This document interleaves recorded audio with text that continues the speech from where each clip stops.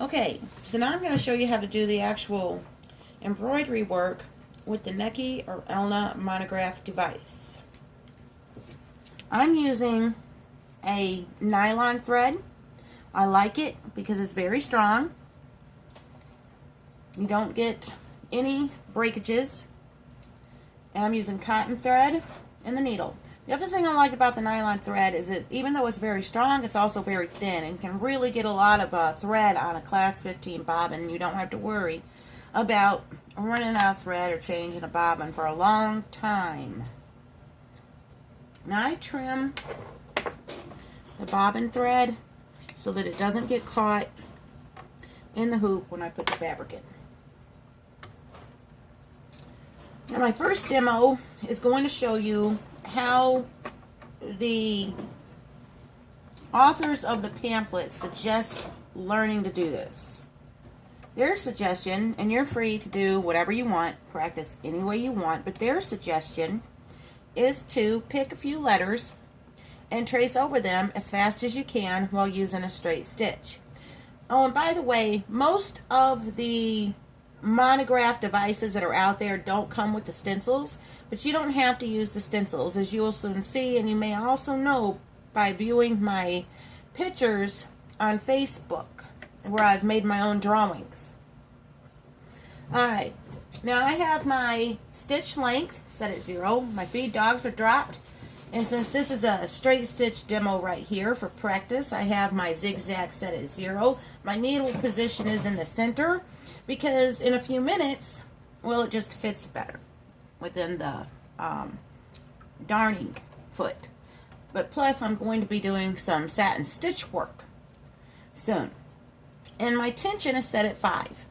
Mine is set at 5 because that is what worked best for this fabric, the cotton thread in the needle, and the nylon thread in the bobbin with this pressure on this fabric.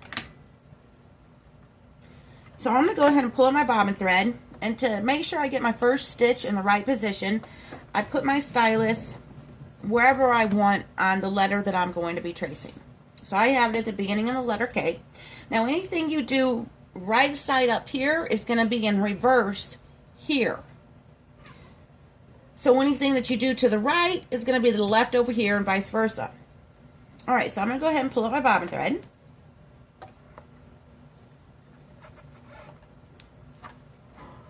Now I'm going to take a couple of stitches to lock it.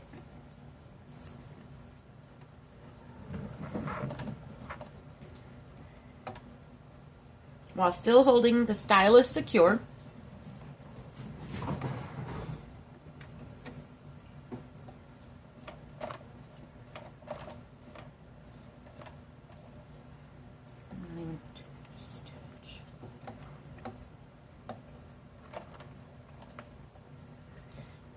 Couldn't get the stitch the way I wanted to, but I'm not worried about it, and you wouldn't be either if you have experienced what I've experienced trying to make this video.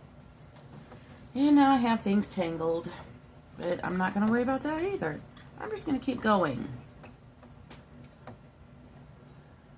because it doesn't look like it's going to cause a problem. Okay, so I'm going to do just like the pamphlet said and trace over this letter as quickly as possible while using a straight stitch. No, I'm not. Pause it. Thread break. Pause. Okay, so I got that thread problem worked out for about the 200th time this week. If it's not been one thing, it's been another. Lots of other things, in fact. A lot. Okay, so I'm going to trace over this using a straight stitch at a high speed to demonstrate how they suggest that you practice and get the hang of this. Okay, here we go.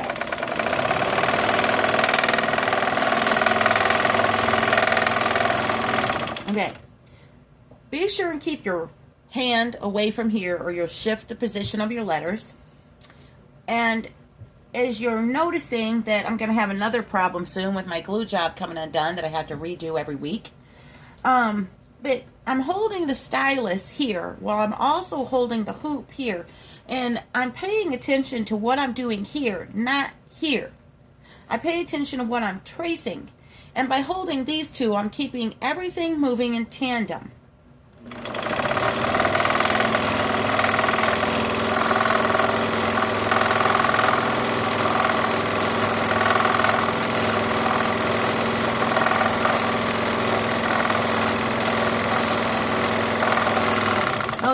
And as you see, that's not perfect, but that's because I was going at a very high speed.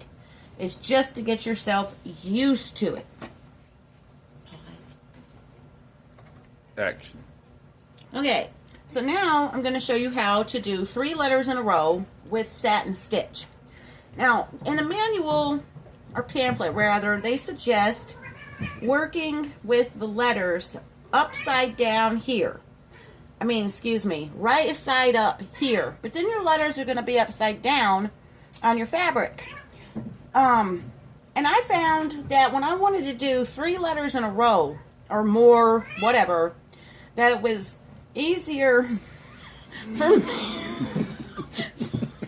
It was easier, the cats are playing, that it was easier for me to work upside down here so that my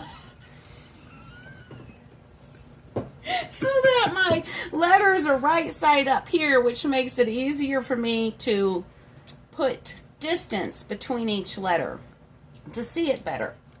Okay, all right, now for the satin stitch and a straight stitch after your first practice runs, you do want to go slow, especially slow if you're doing a satin stitch, not so much for a straight stitch.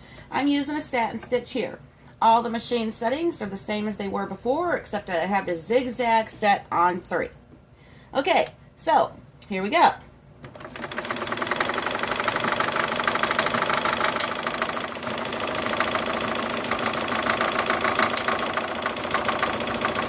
Once again, I'm paying attention to what I'm doing here. And you especially need to do that when you're first starting out. After you get used to it, you can kind of glance back and forth without making errors.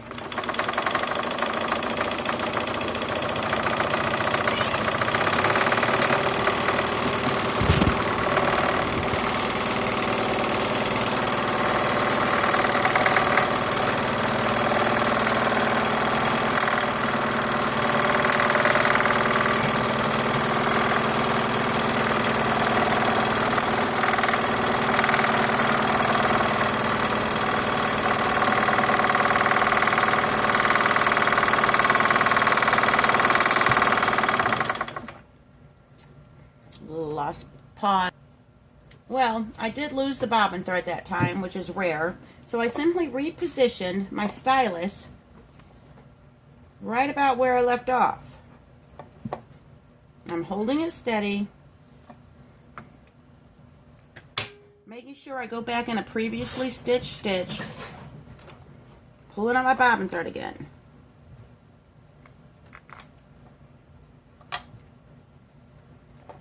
Repositioning again. Double checking the position by lowering my needle.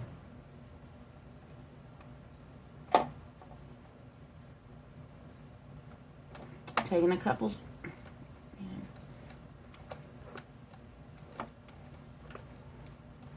Took a couple of stitches. Okay. Which was good that you saw that, so that you can know that you can reposition if something happens. Okay, now I'm going to continue.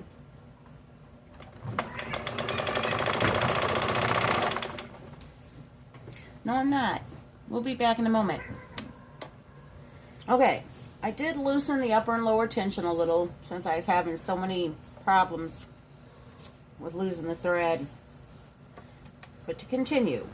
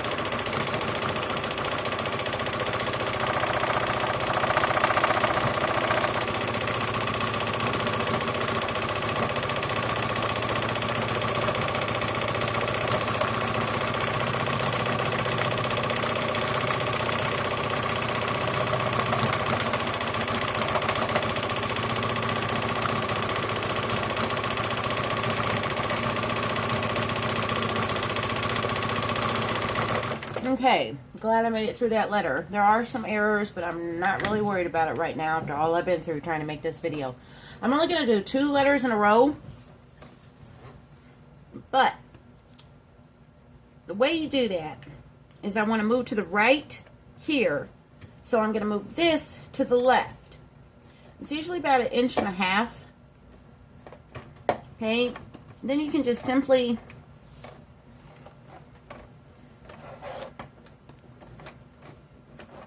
trace over the letter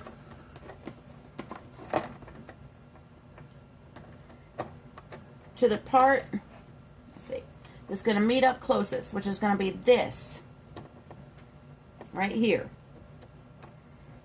Okay, still a little too close, so I move this a little to the left, right there. That's a good position. Okay, then I'm ready to go again, stitching, tracing slowly, but running the machine at medium to high speed.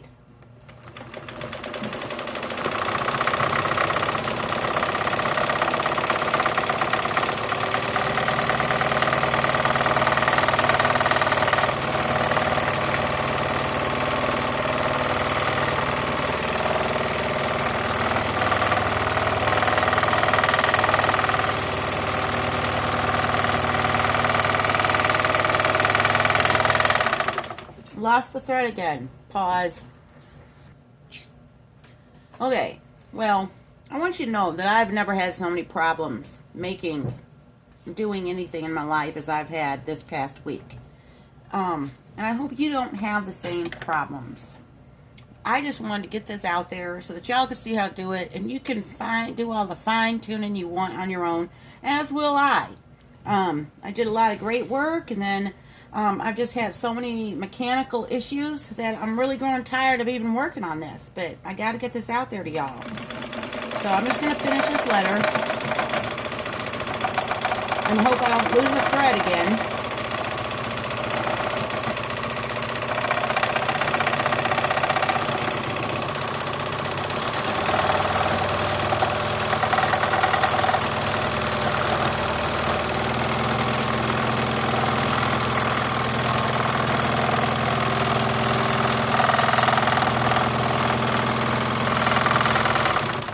There's no light. Battery power's going down. Did you pause it? No. Okay. Your battery's going dead. And we can make another video finishing it tomorrow and I can join them. Okay. Won't even let me pause. Close. Okay. Well, the battery died on the phone last time, so we're going to continue. What I was telling you earlier is you don't have to have the stencils. You can write your own fonts. Like here's a very large letter K that I did. You probably saw that in my pictures on Facebook if you're there.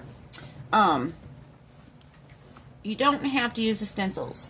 And it's just as easy to trace something you've printed off the internet. Like for instance this kitty.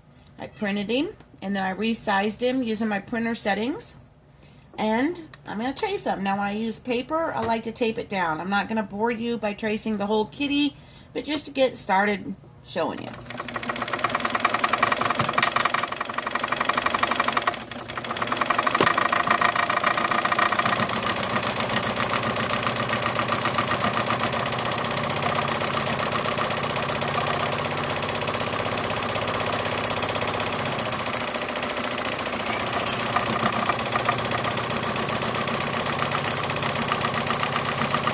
Okay, and you know by now that you can,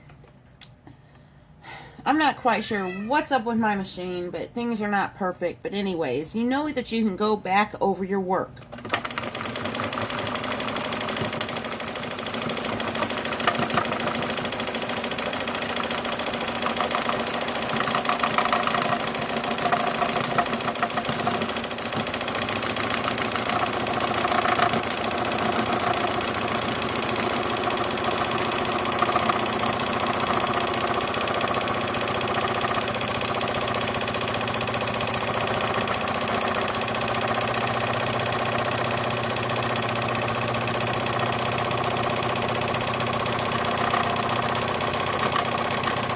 get the density that you want.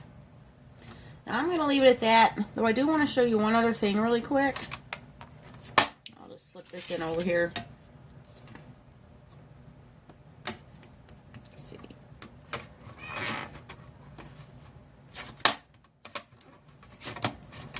Just a little creative thing that you can do. I'm going to use the letter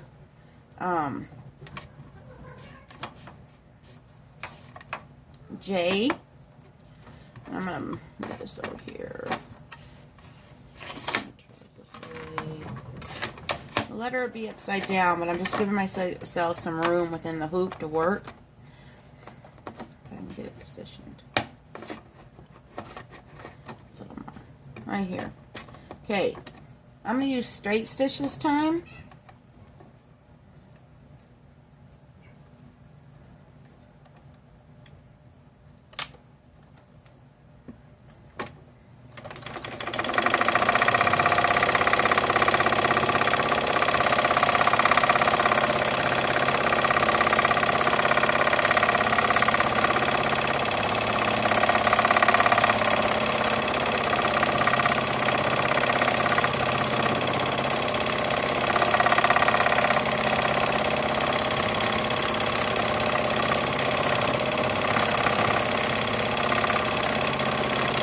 Say you want to add a little flare. Everything is opposite. So I want to add a little flare to the side of this letter J. So long as you don't bump your thing, you'll be alright. Alright, and so that means to the left here, which means I'm going to move it to the right here.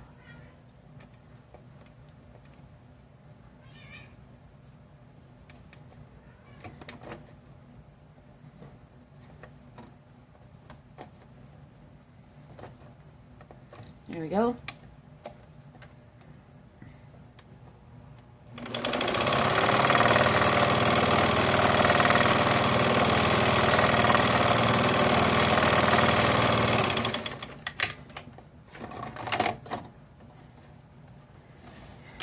That's about the worst job I could possibly ever do, but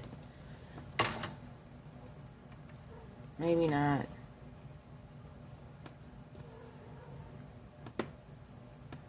Just to give you an idea, and you can change the color of threads, you know, things like that to do creative work. So thanks. It's the best I could do after a long week of struggling with sewing machines and everything else you can possibly imagine. But so long as you get the point, I'm happy about that. And that's the way it's done.